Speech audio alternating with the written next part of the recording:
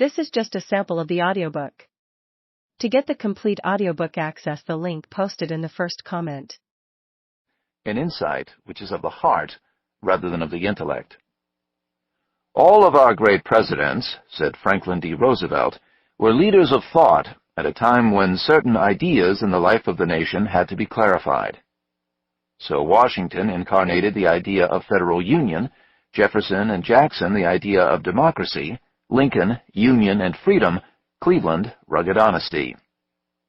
Theodore Roosevelt and Wilson, said FDR, were both moral leaders, each in his own way and his own time, who used the presidency as a pulpit.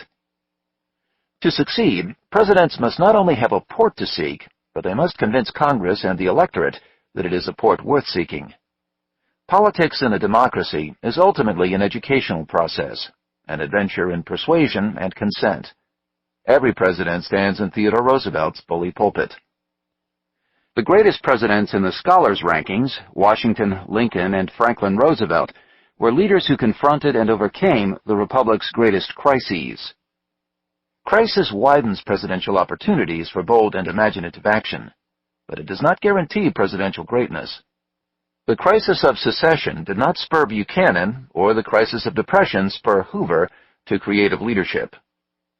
Their inadequacies in the face of crisis allowed Lincoln and the second Roosevelt to show the difference individuals make to history. Still, even in the absence of first-order crisis, forceful and persuasive presidents, Jefferson, Jackson, Theodore Roosevelt, Ronald Reagan, are able to impose their own priorities on the country. The diverse drama of the presidency offers a fascinating set of tales. Biographies of American presidents constitute a chronicle of wisdom and folly, nobility and pettiness, courage and cunning, forthrightness and deceit, quarrel and consensus. The turmoil perennially swirling around the White House illuminates the heart of the American democracy. It is the aim of the American President series to present the grand panorama of our chief executives in volumes compact enough for the busy reader, lucid enough for the student, authoritative enough for the scholar. Each volume offers a distillation of character and career. I hope that these lives will give readers some understanding of the pitfalls and potentialities of the presidency, and also of the responsibilities of citizenship. Truman's famous sign, "The buck stops here," tells only half the story. Citizens cannot escape the ultimate responsibility. It is in the voting booth, not on the presidential desk, that the buck finally stops. Arthur M. Schlesinger, Jr. From the end of the Civil War until his death in 1885, Ulysses S. Grant was first in the hearts of his countrymen. They saluted him as a savior of the Union. He was the most famous and most carefully studied American. In 1872, he was re-elected to a second term as president by overwhelming majorities, and though that term was full of contention, disappointment, and scandal, the public did not for the most part blame Grant. He had a hold on citizens' affections and the full measure of their gratitude. These transcended their disappointments.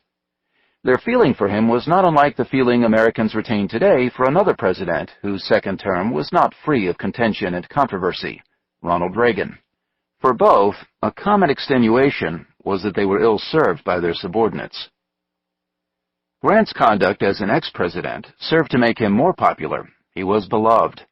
His heroic fight against a terrible cancer, the continuing magnanimity of his judgments about men formerly his enemies, his survival with grace through a financial ruin not of his own making, such things commended him to all.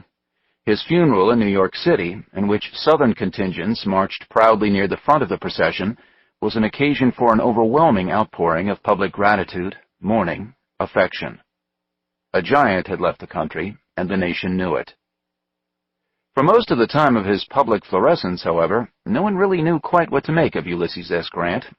He was a profound puzzle to his own generation. The character of his gifts resisted and frustrated their powers of analysis.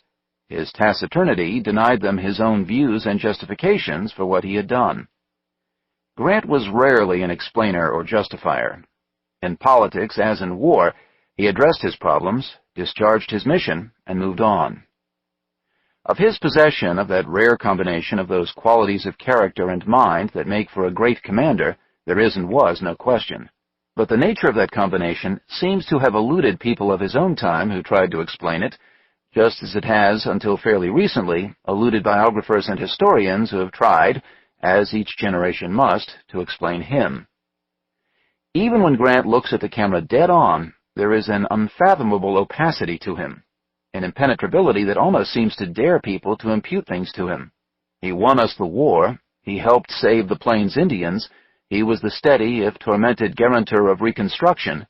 At least while he was president, the black people had a chance. His calm bravery in acting to veto the inflation bill of 1874, in the face of overwhelming political pressure to the contrary, these are remarkable things he did.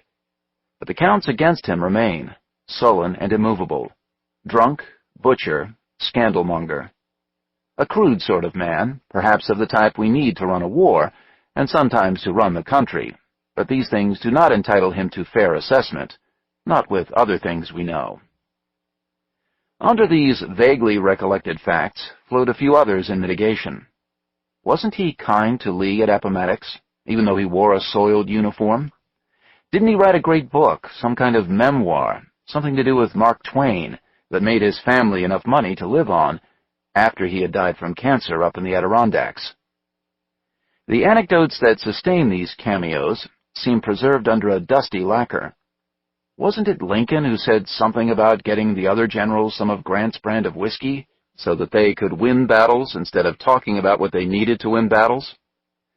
Ulysses Grant has not been the kind of historical personage whom people who write history are likely to view with unprejudiced eyes. And there is another family of Grant anecdotes, received information, which present him as permanently in rebellion against precisely those things that historians believe, or want to believe. Invariably, they take Grant to be anti-intellectual, pre-intellectual, Henry Adams would say, the same Henry Adams who wrote that, to evolve from Alexander the Great to George Washington to Ulysses S. Grant, was to disprove Darwin. They have tended to come at him with that bias. They, too, vaguely recollect Grant's comment about Venice, a nice city if they drain the streets, and when you get him to Rome, take him to see the equestrian statue of Marcus Aurelius. He'll like the horse. There may be strength in his soul, but no fineness in it, no grace. Little culture, small learning, meager evidence of the capacity to learn and to reflect, no felt obligation to explain himself, no evidence of self-doubt. Generations of Grant scholars, too, have brought to their consideration of his presidency, of his whole career, the absorbing interests of their own times. By the turn of the century, and for the next 50 years, an unconscious racism inflected their judgments. Black Americans, recently made free, had nothing of the training or capacity to undertake to govern themselves, and so Reconstruction under Grant was misjudged. With his successor, Rutherford Hayes, came peace, because Hayes understood that the states themselves could best deal with their colored problems. Grant, ready to enforce bayonet rule by federal troops to put down troubles, was culpable in this view of a vast misunderstanding of what was really needed in the South. The Great War, 1914 to 1918, and the slaughter that distinguished the campaigns and battles on the Western Front, brought Grant the Butcher to the fore again. It forced consideration less of the achievements in terms of Appomattox than of the 65,000 casualties in 5 weeks' fighting in the spring of 1864, in Virginia alone. And in the aftermath of the Harding presidency, the scandals of Grant's own administration exerted a renewed fascination. Historians writing in more recent years have reversed the trend and tendency, reminding us of the nature of the mission and its monumental challenge, to which Grant, elected in 1868, was now committed. Brooks Simpson quotes a contemporary Edinburgh Review assessment. To bind up the wounds left by the war, to restore concord to the still distracted Union, to ensure real freedom to the Southern Negro and full justice to the Southern white, these are indeed tasks which might tax the powers of Washington himself, or a greater than Washington, if such a man is to be found. The silent serenity in which Ulysses Grant seemed to move through life, whether the consequence of granitic self-command or physical disposition, or long training in hard schools of disappointment, disregard, even failure, puzzled and fascinated his friends. It has guaranteed